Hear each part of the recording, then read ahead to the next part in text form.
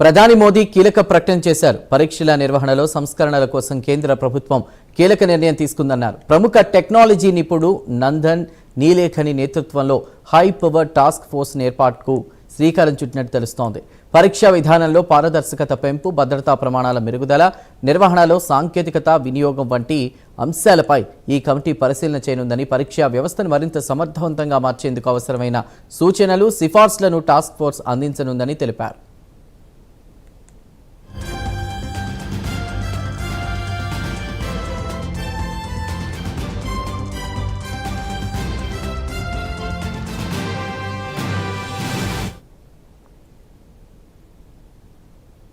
పరీక్షల సంస్కరణల కోసం ఏర్పాటు చేసిన హై పవర్ టాస్క్ ఫోర్స్ కు ప్రముఖ టెక్నాలజీ నిపుణుడు నందన్ నీలేఖని నాయకత్వం వహించనున్నారు.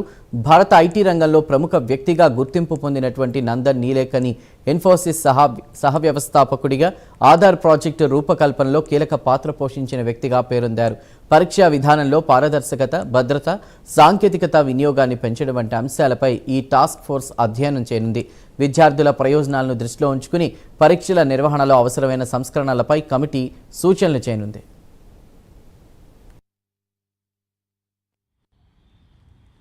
फ्रेंड्स, विद्यार्थियों के भविष्य के लिए भारत सरकार लगातार अनेकविध कदम उठा रही है.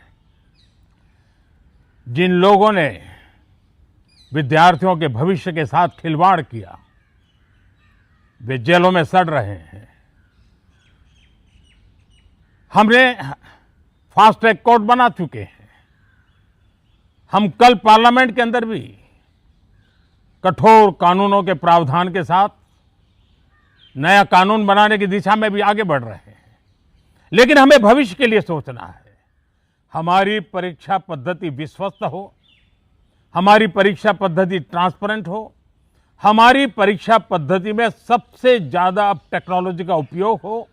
इन सारी बातों को ध्यान में रखते हुए विश्व प्रसिद्ध टेक्नोलॉजी एक्सपर्ट श्रीमान नंदन नीलेखनी जी के नेतृत्व में एक हाई पावर टास्क फोर्स बनाने का निर्णय किया है, जो एग्जामिनेशन रिफॉर्म की तरफ फोकस करेगा और जल्द से जल्द आने वाली परीक्षाओं की विश्वसनीयता को सुनिश्चित करने का काम इसके रिपोर्ट के आधार पर कर दिया जाएगा.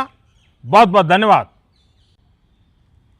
फ्रेंड्स, विद्यार्थियों के भविष्य के लिए भारत सरकार लगातार अनेकविध कदम उठा रही है. जिन लोगों ने विद्यार्थियों के भविष्य के साथ खिलवाड़ किया, वे जेलों में सड़ रहे हैं. हमने फास्ट ट्रैक कोर्ट बना चुके हैं. हम कल पार्लियामेंट के अंदर भी कठोर कानूनों के प्रावधान के साथ नया कानून बनाने की दिशा में भी आगे बढ़ रहे हैं.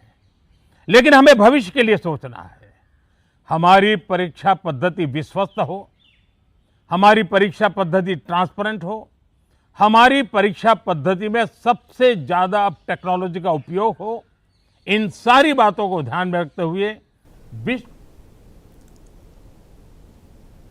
ప్రధాని మోదీ కీలక ప్రకటన చేశారు. పరీక్షల నిర్వహణలో సంస్కరణల కోసం కేంద్ర ప్రభుత్వం కీలక నిర్ణయం తీసుకుందన్నారు.